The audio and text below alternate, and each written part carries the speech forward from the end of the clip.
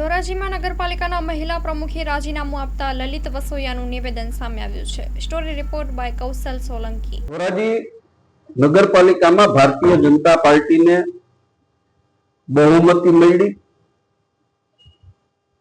બક્ષી પંચ મહિલા પ્રમુખ પદ આવતા ભારતીય જનતા પાર્ટીએ એક બે લોકો નો ઉપકાર ચૂકવવા માટે સંગીતાબેન બારોટને પ્રમુખ પદ તરીકે સિલેક્ટ કર્યા હતા.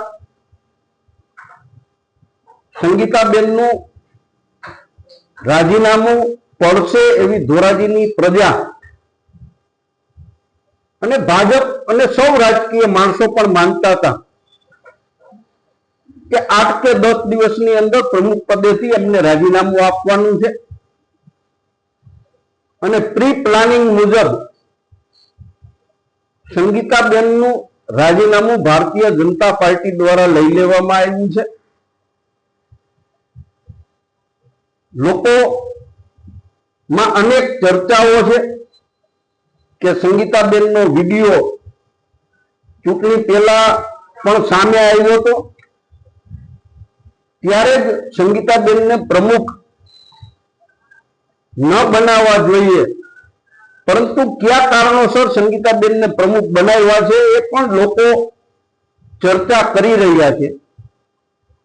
પરંતુ આ નિર્ણય ભારતીય જનતા પાર્ટીનો વ્યક્તિગત નિર્ણય છે અને એ નિર્ણય વિશે હું કોઈ ટીકા ટિપ્પણ કરવા માંગતો નથી. હાલ જે આ નિર્ણય લઈને આંદોલન ભાજપમાં દુઃખ ચાલે છે કે નારાજગી તમે શું કહેશો? સંગીતાબેનને પ્રમુખ બનાવ્યા ત્યારે જ ફક્ત એક કે બે લોકોના અહમને પોષવા માટે ભારતીય જનતા પાર્ટીએ એની આબરૂ, એની શાખ દાવ ઉપર લગાડી હતી. પરંતુ કોઈ ઉપર કરેલા ઉપકાર નો બદલો ચૂકવવા માટે સંગીતાબેનને પ્રમુખ બનાવવામાં આવ્યા હતા અને ત્યારે જ નક્કી હતું કે સંગીતાબેનને રાજીનામું આપવાનું છે. હાલ જે રાજીનામું કલેક્ટર કાઢ્યું છે ચૂંટણી પંચના નિયમ મુજબ નગરપાલિકાના પ્રમુખે આ રાજીનામું નગરપાલિકા નિયામકને આપવાનું હોય છે, પરંતુ કલેક્ટર શ્રીને રાજીનામું એમને સુપરત કર્યું છે. કલેક્ટર આ રાજીનામું મંજૂર કરે છે કે મંજૂર થવા માટે નગરપાલિકા નિયામકને મોકલે છે એ જોઈએ.